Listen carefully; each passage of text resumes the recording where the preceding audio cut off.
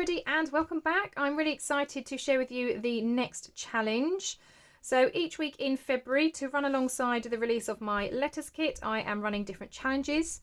Last week we were making vintage style letters. This week we're going to be making fabric or ribbon style bookmarks. As always, I do have some freebies as well that you can grab from my Ko-fi shop. But before I show you the freebies, I just want to let you know that throughout the month of February, this kit is 20% off. So if you want to take advantage of that discount, all of my links will be down below for my Etsy shop and for Ko-fi if you want to grab those freebies.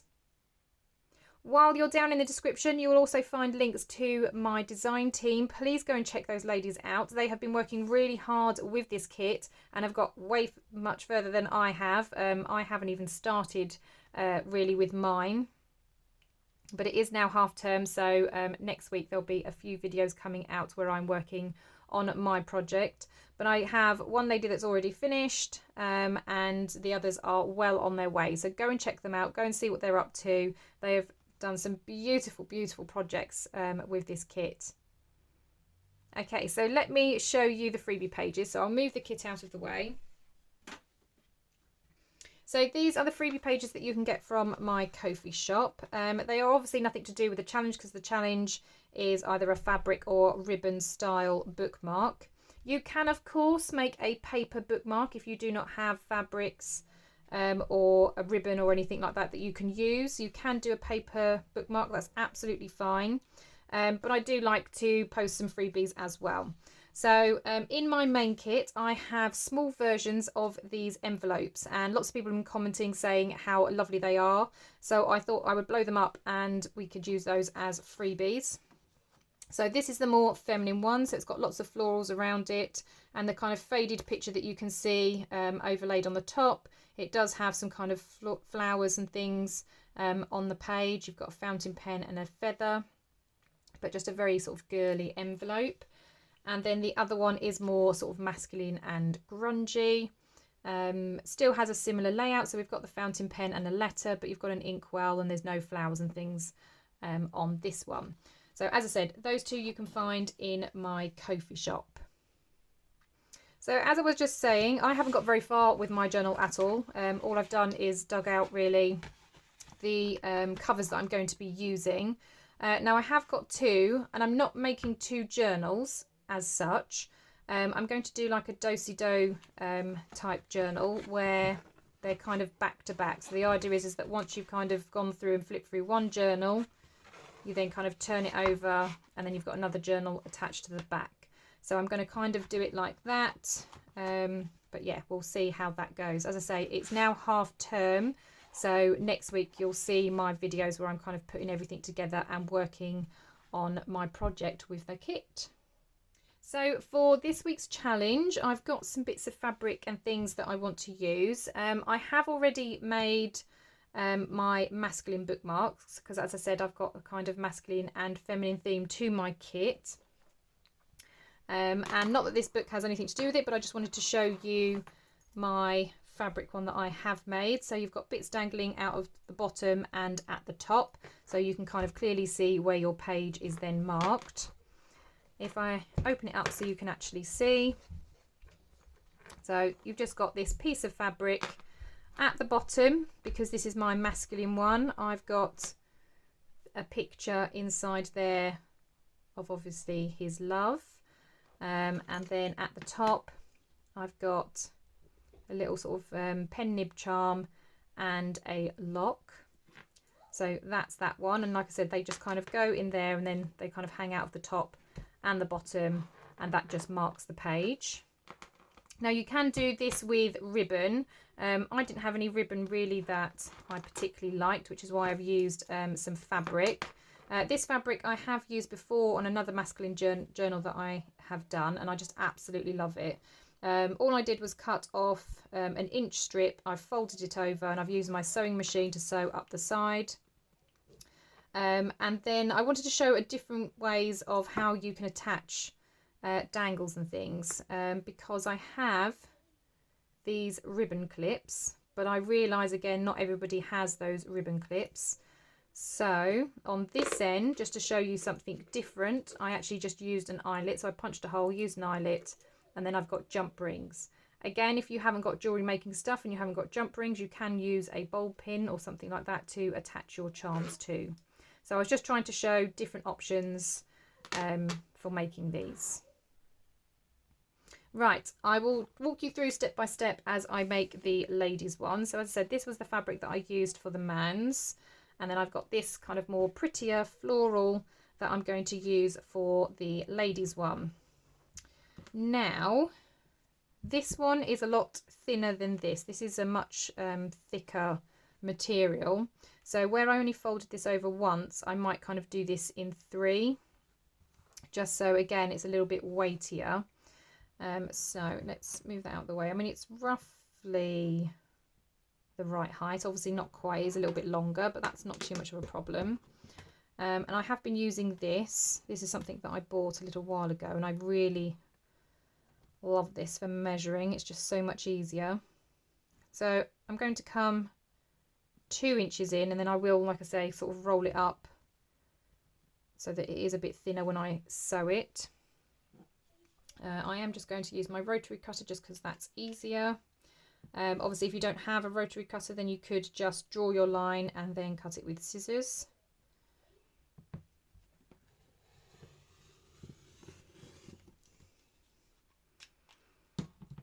Okay, so that's that cut. I can move that out the way. Now I do realise I've got a little stain at the top. I'm not fussed about that at all. I do want these roughly the same length though, so I will trim the bottom. I'm not too fussed if it's not dead straight though, so I'm just going to freehand it. There we go.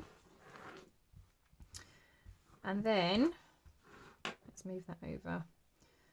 Like I said, all I'm going to do is pretty much just roll it into 3. So I'm going to roll it over once.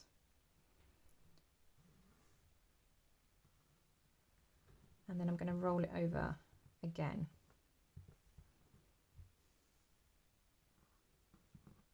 Oops. Now, obviously, if you've got a little iron or something, you can do that. I do have one, but I didn't use it on that one. I literally just sort of folded it over and then I held it with clips, which I'm just going to quickly grab actually. Now, you can, of course, use pins, whatever is easiest for you. Some people, if you haven't got a sewing machine, you might even be able to get away with gluing it over.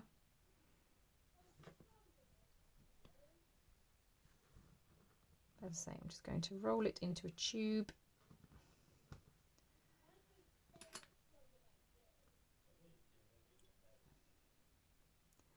And then I'm just going to work my way down, adding the clips as I go.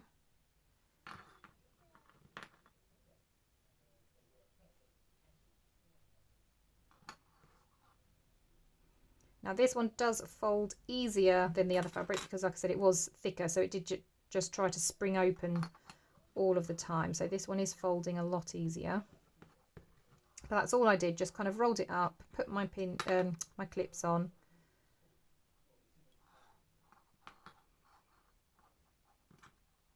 Now I have got black thread in my sewing machine. I'm not going to bother changing it. I realised that a white thread probably would look a little bit better. But as I said, I'm not overly fussed. Okay, so there's my tube.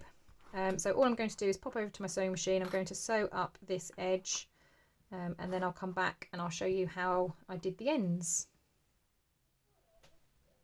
Right, okay, so there is my strip and you can see how it's kind of sewn along each edge. Now on this fabric I only did one edge, I didn't do the other side because I didn't feel that it needed it, but for this one, because I've used black thread on this kind of fabric, it kind of looked a bit odd having black on one side, so I did it on the other side just so it looked more like a pattern and it was part of the design. So all I'm going to do is just trim off my threads.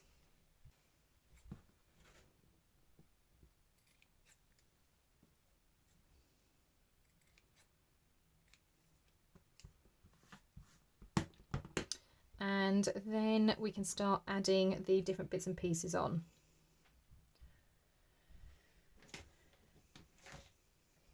So I'm just going to bring in my different tools. Let's move those out of the way.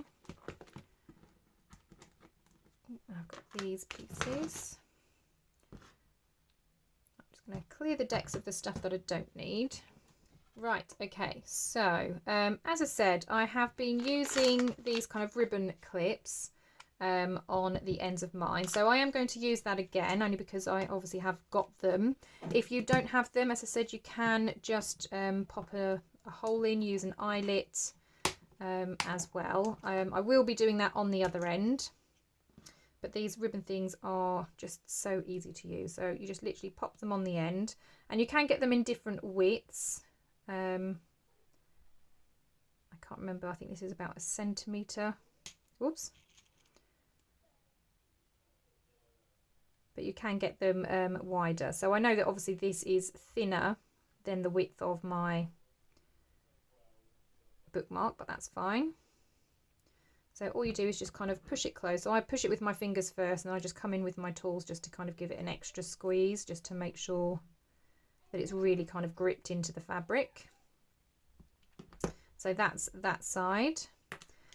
And then let's just have a look. So on this one, that's where I've kind of dangled the picture off of. So again, I've got a picture this time of the man of the story. So I'm going to have him dangling off of that end. So I need some jump rings. I've got some in here actually.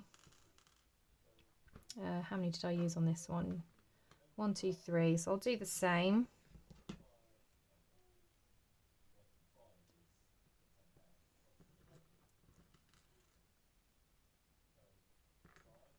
And I think 3 just helps because it helps it lay flat a little bit. Sometimes when you use jump rings, you kind of have what you are attaching kind of trying to sit on the side. It doesn't sit flat, or if this sits flat, this then twists. So I found 3 seems to be kind of the magic number to kind of stop it from doing that. So let's find where I need to split this one. Now I am not very good with these types of tools. These do take me a little while to do. I'm not very good with fiddly things, as those of you who've been watching a while will know.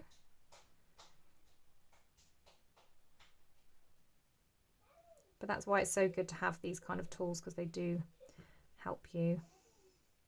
So I'm just going to hook that on there. Again, just tighten it. You can use another pair of pliers, but these jump rings are easy enough to just move with your fingers. So then we have that one then dangling off the bottom. So up the other end, as I said, if you don't have those, you could of course just use an eyelet, which is what I'm going to do on the other end. So again, I'm just eyeballing. So I'm coming off just off the edge, and then I'm going to punch my hole. I do give it a few squeezes with the crocodile, just because obviously it is fabric that it's trying to get through. So I'm just going to snip off any bits that are still attached. And then I'm going to select the colour that I want. So I did use gold for the other one, so I think I will use gold for this one as well.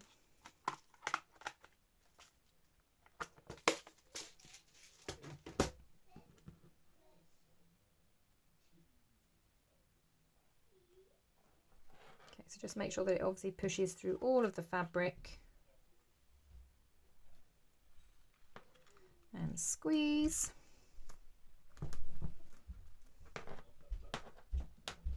Okay, again, I'm just going to use, on this one I only used a couple of jump rings because it doesn't necessarily need to lay flat here, because obviously this is the bit that's at the top.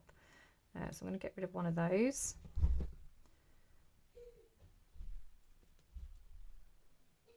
Because I only need 2. Let's pop that on.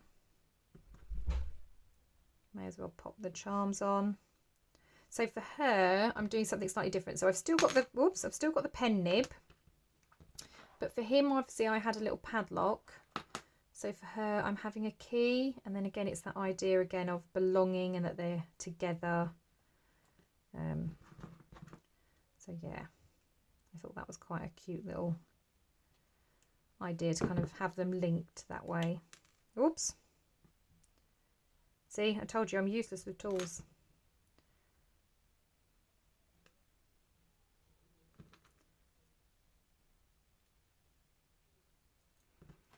Okay, and then this, and I might need to open it a little bit further. Just because it's kind of got to get round the fabric and everything.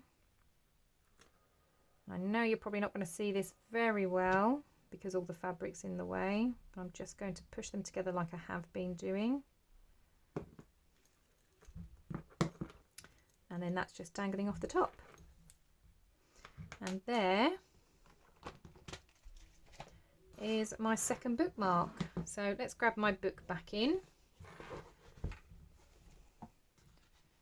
And just open up a page, kind of pop it in. And the nice thing is they are still obviously nice and thin, which is what you want. You don't want them too bulky, but that literally just kind of lays in there. And then you've got it either, again, hanging out the bottom. We've got these bits at the top. You could, if you wanted to, attach these to the spine in some way so that, again, when you open up the book, you're not necessarily losing your bookmark. But yeah, I really, really like those. And they're not too tricky to do. They are reasonably simple. So yeah, I just thought these might be a really fun challenge and something a bit different. So that's my bookmark challenge all complete.